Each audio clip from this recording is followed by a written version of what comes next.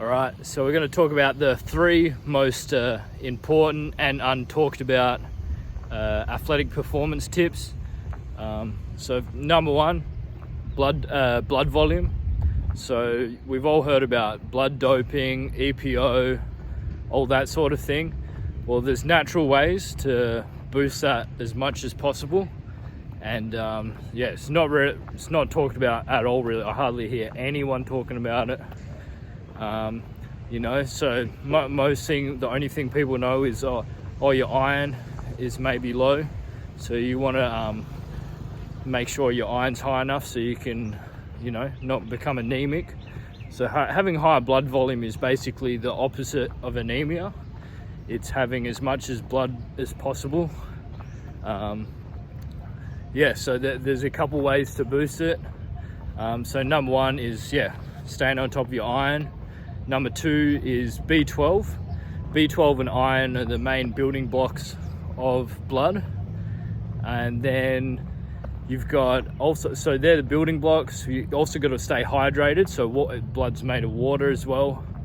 And so drinking as much water is going to help production. So just drinking a liter of water before each meal in bed, that's going to help a lot. But so also to keep your what you want to do to boost your red blood cells is stop them from dying. They'll die off after about 90 days. So you want to keep them as live for 90 days as long as you can. They can die sooner if you're dehydrated, if you're not eating enough sugar, they'll die off because they all run on sugar. If you're eating too much fatty food, they're not going to get enough oxygen and basically they'll die off as well. The main thing is getting to bed early. It's going to help boost it. The one reason why testosterone is so popular in sports, most people just think it makes you stronger, but one of the main effects is it boosts your hemoglobin, which is another word for blood volume, and it's the name of the game. So you take testosterone, helps increase your blood volume, and then you're good. That's why they use it for burns victims and stuff. It's going to increase the amount of blood and help recovery and make you push harder. So having higher hemoglobin is going to give you more endurance during the actual run. It's going to help you recover faster as well after the run by having more blood circulating, more nutrients, more oxygen, more sugar, more everything coursing through your veins. And that's just a sneak peek on that one. So number two is sugar helping with recovery. So everybody thinks you have a protein shake after a workout or whatever, but there's not many people that have tried drinking sugar water or eating fruit straight after a workout. So what's that going to do? Basically, it's going to stop fat, dietary fat or body fat, or just a lack. If you don't eat as well, if you fast, there's going to be body fat going into your muscles, but it's going to cause inflammation, and the fat will cause inflammation. It will just stop the whole recovery process. Basically, you're going to have major DOMs the next day or for the next 3 days. But if you get in that sugar straight after a workout, it's going to it's amazing. You really have to I'm coming from experience.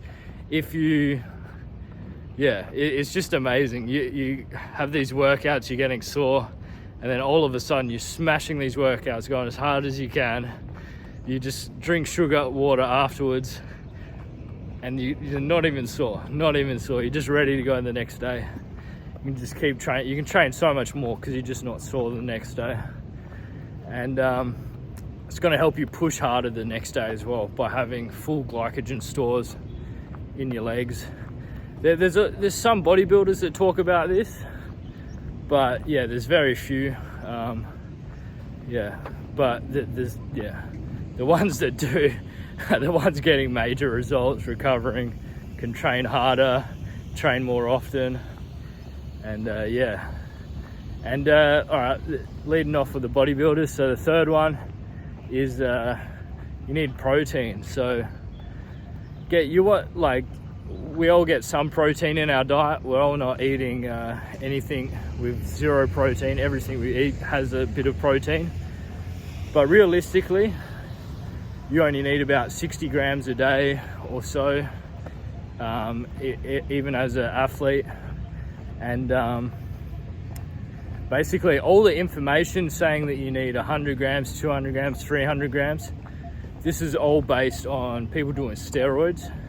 And what this means is when you're on steroids, you can absorb a heck of a lot more protein. The regular person really can't absorb that much protein.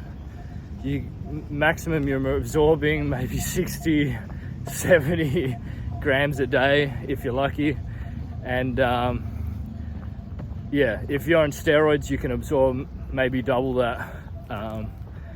But yeah, so all the misinformation about protein basically originates from all the bodybuilders. They were just marketing hardcore, selling magazines and protein powders and stuff. And yeah, people got confused and they thought they could copy exactly what the bodybuilders are doing, but you're not taking the massive amounts of steroids that they're taking, and therefore you're not going to be able to, everything's not going to work the same as what works for them. And yeah, so anything else with the protein? Let's see.